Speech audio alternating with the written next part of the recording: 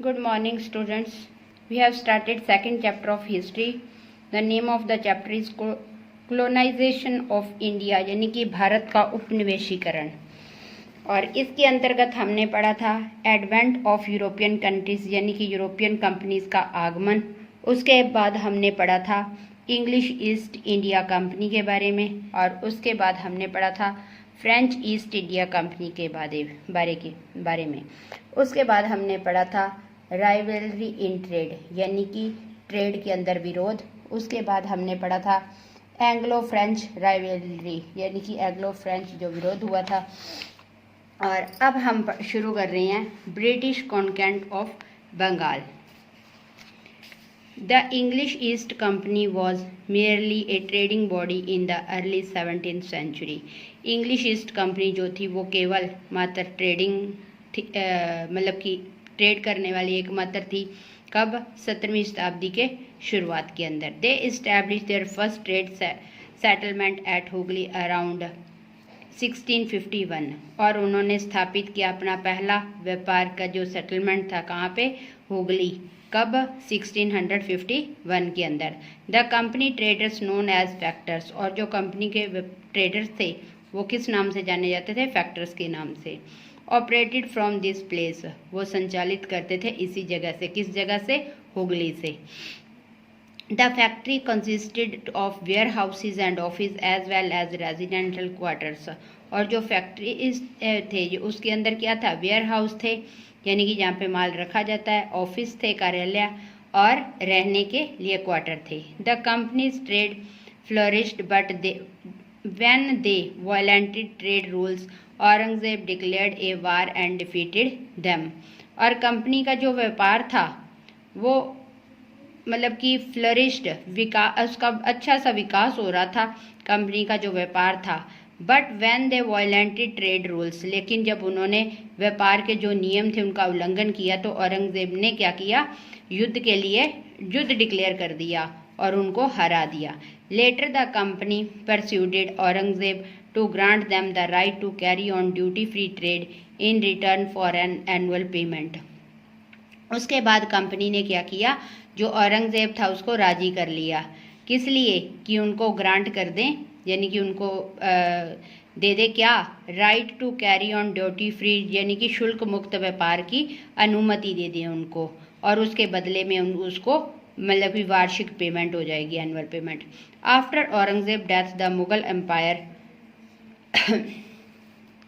became weak and the company intensified its operations in Bengal। और उसके बाद क्या हुआ कि जब औरंगजेब की मृत्यु हुई तो जो मुगल एम्पायर था वो क्या हो गया? कमज़ोर हो गया, और कंपनी ने जो अपना संचालन था बंगाल के अंदर वो तेज़ी से शुरू कर दिया। In 1717 they got the right to import and export goods without paying the custom duty from Mughal Empire फ्रुखशियार।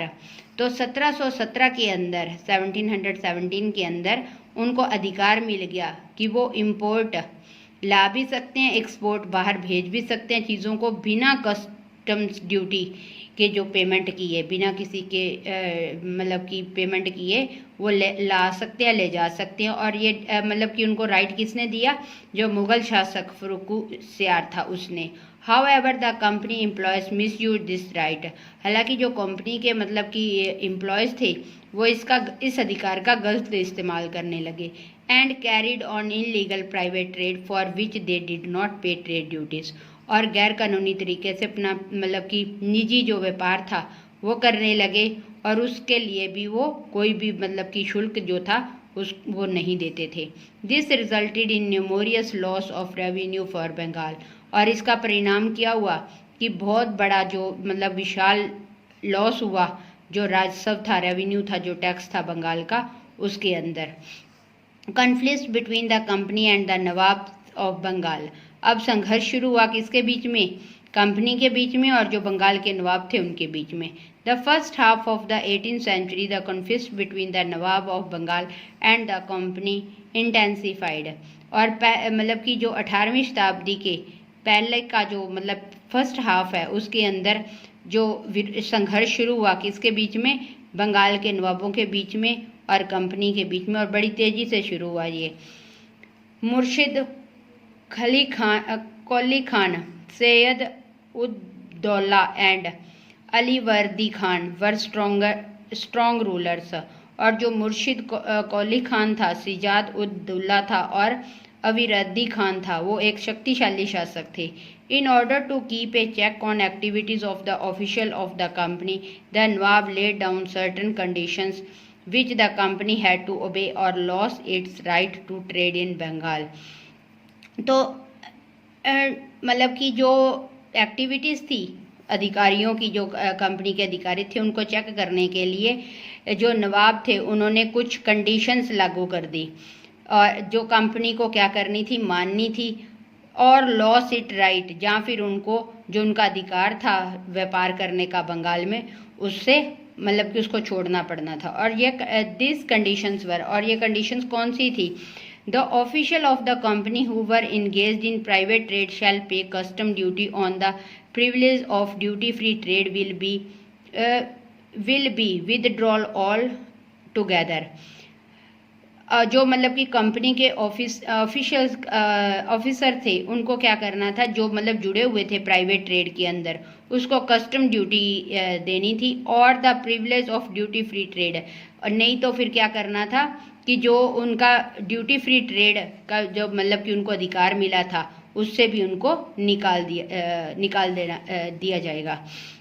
The company shall not extend the fortification of its settlement. और जो कंपनी है वो मतलब कि कोई भी इमारतों का, दुर्गों का निर्माण नहीं करेगी अपने सेटलमेंट के लिए। The Nawab forbid the company from minting coins. जो नवाब थे उन्होंने रोक दिया था कंपनी को जो टकसाल के सिक्के मतलब कि लागू करने से। द कंपनी शैल पे a large amount of tribute for the trade concession. और जो कंपनी थे उसको पे करना था, मतलब कि जो रियायतें थी व्यापार के अंदर जो उनको मिली थी, उसके अंदर कुछ जो शेयर था वो उसको देना था। After the military successes against the French both in Europe and India, the company was feeling even more confident. मतलब कि जो मिलिट्री की सफलताओं के जो किसके खिलाफ थी, फ्रेंच के खिलाफ थी। After the military successes against the French, जो मतलब कि मिलिट्री की सफलताएं थी फ्रेंच के खिलाफ, both in Europe and India, कहाँ पर थी, यूरोप में और इंडिया में, दोनों के अंदर ही। तो कंपनी ने मतलब कि अपने आप को और ज़्यादा कॉन्फिडेंट महसूस कर रही थी, क्योंकि उसको सफलता प्राप्त हो गई थी। फ्रेंच के को दबा दिया था उन्होंने, जो फ्रेंच के व्यापारी थे, यूरोप में भी और इंडिया में भी। It felt that the unjust demand of the nawab and it officials were ruining the company's trade. It felt that the unjust demand of the nawab, तो वो महसूस करने लगे कि जो डिमांड नवाब रखते हैं वो क्या है, मतलब कि उसका कोई मतलब कि विशेष महत्व नहीं रखता। And it's officials were ruining the company trade, और जो उनके अधिकारी थे वो कंपनी के व्यापार को बर्बाद कर रहे थे। They were of the opinion that in order to expand trade they needed in large and fortify their settlements. They were of the opinion, उनका मतलब ओपिनियन था कि ऑर्डर टू एक्सपेंड ट्रेड, कि अगर वो अपने व्यापार को बढ़ाना चाहते तो उसके लिए उनको क्या करना पड़ेगा, मतलब कि अपना जो रहने का मतलब कि अपने व्यापार को स्थापित करने के लिए जो किलों का निर्माण करना होगा। The situation worsened in 1756 when Sirajuddaulah became the nawab of Bengal. और जो स्थिति थी वो और भी खराब हो गई 1756 के अंदर, जब सिराजुद्दौला जो था वो बंगाल का नवाब बना। He was furious of the company's interference in the affairs of Bengal. He was furious of at the company's interference, तो मतलब कि उसे बहुत ज़्यादा मतलब कि बहुत ज़्यादा क्रोध आया कंपनी के अंदर, क्योंकि वो इंटरफेयर कर रही थी बंगाल के जो भी कार्य थे उनके अंदर। Expansion of fortification in spite of his orders, और उनके ऑर्डर्स के बावजूद भी वो क्या कर रहे थे, फोर्टिफिकेशन मतलब कि व्यापार को स्थापित करने के लिए किलों का, दुर्गों का निर्माण। एंड फेलियर टू पे अप द रेवेन्यू ड्यूज, और वो जो उनके रेवेन्यू, जो उनका कर बकाया था वो भी नहीं दे रहे थे। When negotiation failed, an angry Sirajuddaulah captured English factory at Kasim Bazaar and companies fort at Calcutta. तो मतलब कि जब उनकी जो बातचीत थी वो फेल हो गई, तो यानी कि जो नियम बने थे वो सब फेल हो गए, तो जो सिराजुद्दौला था उसको गुस्सा आया, तो उसने अधिकार कर लिया किसके ऊपर, जो इंग्लिश फैक्ट्री थी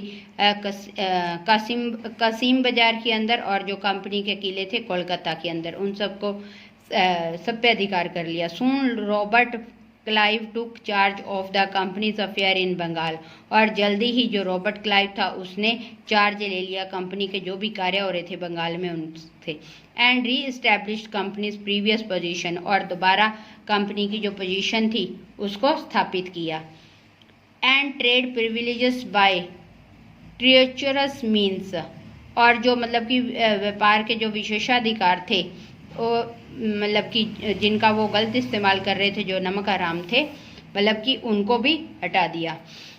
अब बैटल ऑफ प्लासी 1757, अब इसके बाद प्लासी का युद्ध हुआ 1757 के अंदर। The beginning of British political sway over India may be traced at the battle of Plassey in 1757, मतलब कि जो शुरुआत थी ब्रिटिश की जो राजनीति थी उसकी स्वैग ओवर इंडिया, यानी कि जो लूट मचाई थी उन्होंने भारत के ऊपर, मे be traced at the battle of Plassey, उसका पता लगाया जा सकता है प्लासी के युद्ध से जो 1757 के अंदर हुआ था। After establish themself in Kolkata and making the nawab grant them all demands, और मतलब कि कोलकाता के अंदर अपने आप को स्थापित करने पर करके, और जो नवाब था उससे मतलब जो भी ग्रांट थे वो लेकर के जो भी उनकी डिमांड्स थी।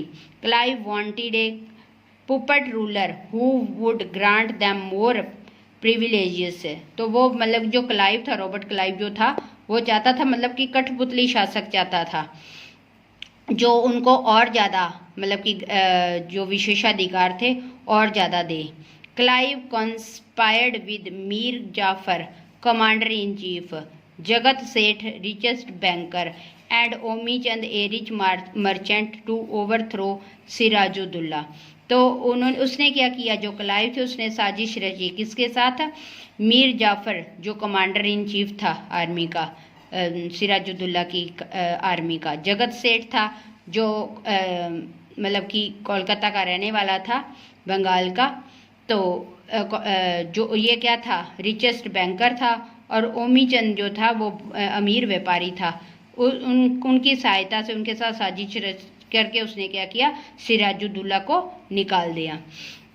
On 23 June 1757 the armies of Sirajuddaulah and English East Company met at Plassey, तो 23 जून 1757 को जो सिराजुद्दौला की आर्मी थी और वो और ईस्ट इंडिया कंपनी कहाँ पे मिले, प्लासी के अंदर।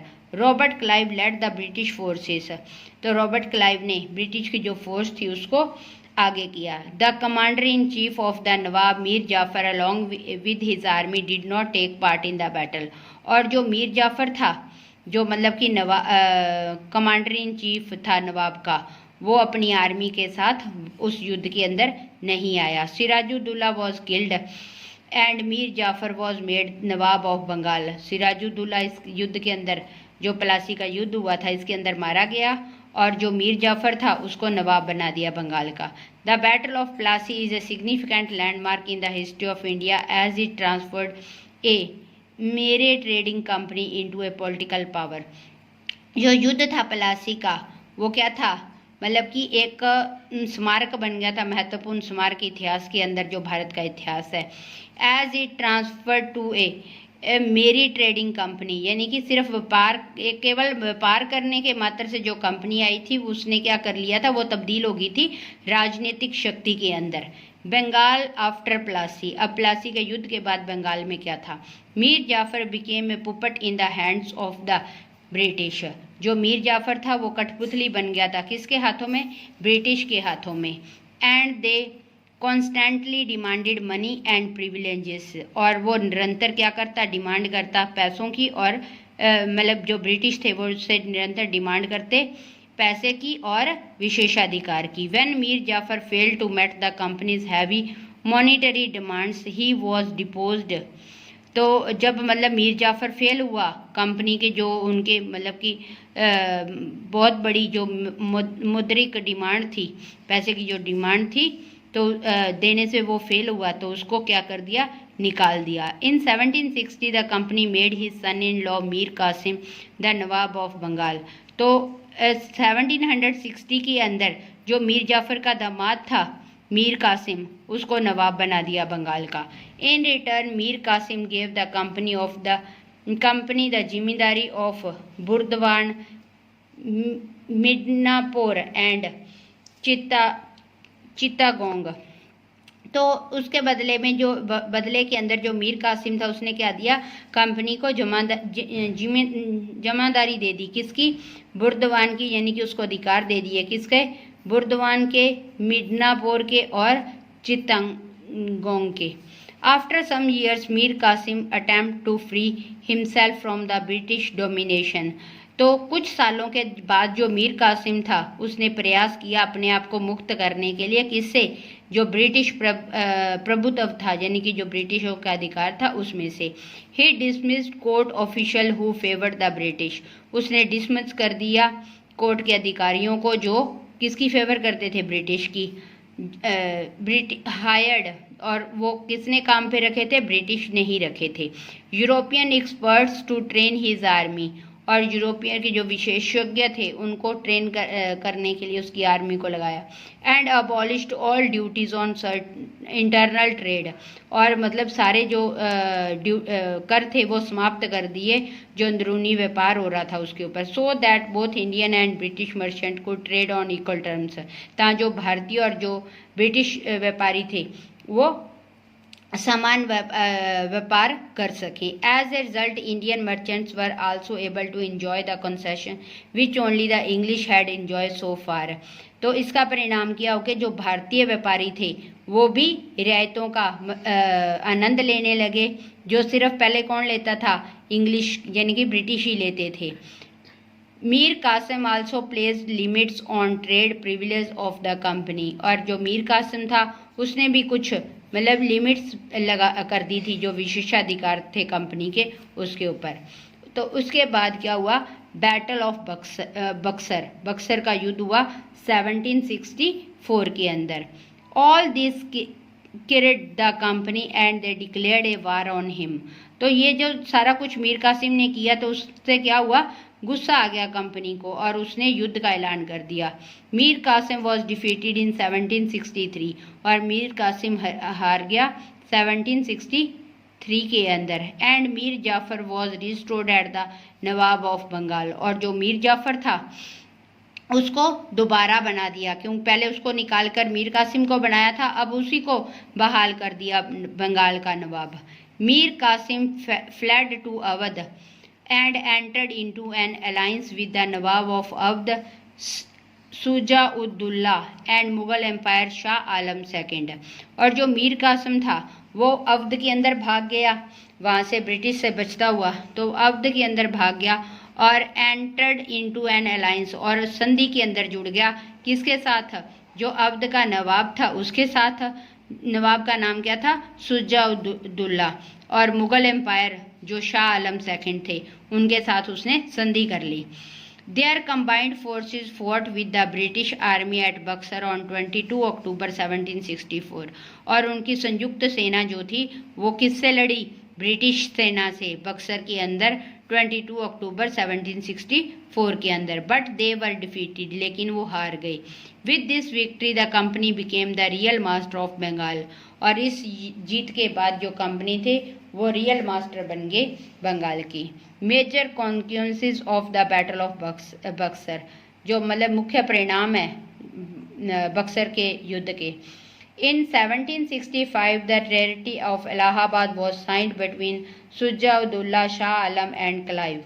1765 के अंदर एक संधि हुई इलाहाबाद की, जो किसके बीच में हुई थी, सुजाउद्दौला और शाह आलम सेकंड के बीच में और रॉबर्ट क्लाइव के बीच में।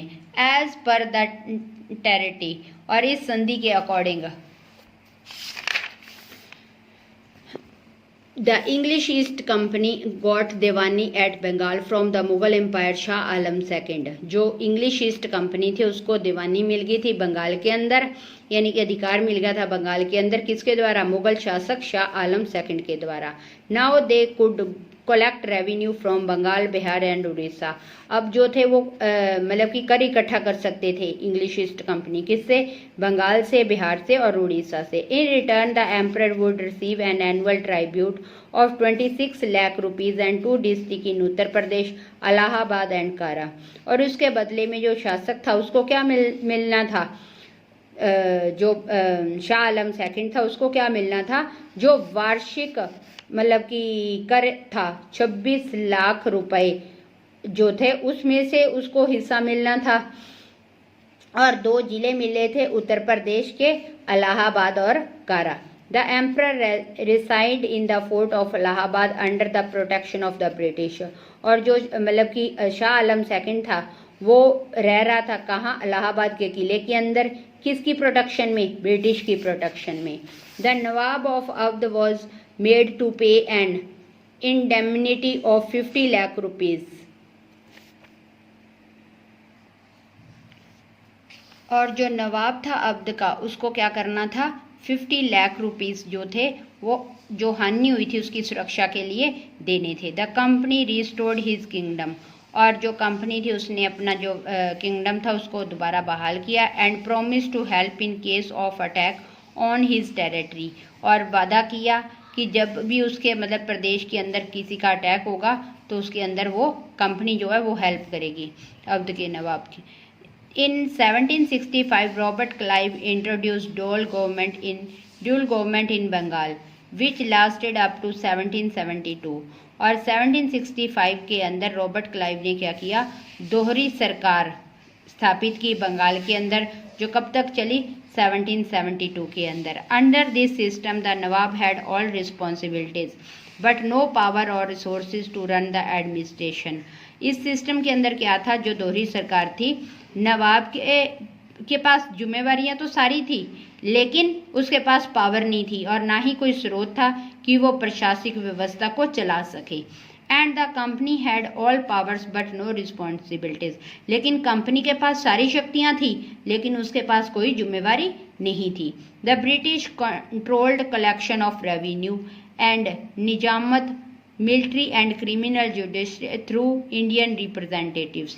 जो ब्रिटिश थे उसने कंट्रोल किया किसके ऊपर? जो कर इकट्ठा करते थे उनके ऊपर. एंड निजामत यानी कि जो मिलिट्री और दूसरे जो सारे न्यायिक कार्य थे उसके ऊपर. किसके द्वारा? थ्रू इंडियन रिप्रेजेंटेटिव यानी कि जो भारतीय मतलब कि जो प्रतिनिधि थे उनके द्वारा. The nawab was given a मीरेज share of the revenue to run the administration. और जो नवाब था उसको थोड़ा सा शेयर देते थे कर का, क्या चलाने के लिए? जो प्रशासन व्यवस्था थी उसको चलाने के लिए. The people of Bengal suffered a lot under this system. जो बंगाल के लोग थे उन्होंने बहुत सहा किसके? इस सिस्टम के, जो ड्यूल गवर्नमेंट सिस्टम थी उसके अंतर्गत. This system made the company the virtual ruler of Bengal. इस सिस्टम के अंदर जो कंपनी थी वो वास्तविक शासक थी बंगाल की. Even during the famine that struck Bengal in 1770. यहाँ तक कि जो सूखा पड़ा था बंगाल के अंदर, कब? 1770 के अंदर. And wiped out nearly 1/3 of the population. और 1/3 जनसंख्या का जिसने सफाया कर दिया था. Neither the company nor the Nawab provided any ad. तो इसके अंदर ना तो किसी कंपनी ने और ना ही नवाब ने कोई भी ऐसा मतलब कि सहायता नहीं की लोगों की. Mean while the company officials amazed great wealth. बल्कि उन्होंने जो कंपनी के अधिकारी थे उन्होंने मतलब बहुत सारा पैसा जो था वो जमा कर लिया. In 1772 Warren Hastings became the new governor general of Bengal. और 1772 के अंदर जो वारन हास्टिंग था वो नया गवर्नर जनरल बन गया बंगाल का. The dual system of governance ended. जो दोहरी सिस्टम थी सरकार की वो ख़त्म कर दी. And Bengal came under direct control of the English east company. और जो बंगाल था वो सीधे कंट्रोल के अंदर आ गया था इंग्लिश ईस्ट कंपनी के. तो इसमें से बेटा MCQs हैं. The battle of Plassey was fought between the British and, जो प्लासी का युद्ध था वो अंग्रेजों के और किसके बीच में था, सिराजुद्दौला। तो करेक्ट आंसर क्या है, ए है। The battle of Buxar was fought in the year, Buxar का युद्ध कौन से ईयर में हुआ था, 1764 के अंदर। तो बेटा इतना चैप्टर आप ध्यान से रीड कर लेना और सुन लेना, बाकी हम कल पढ़ेंगे। थैंक्स।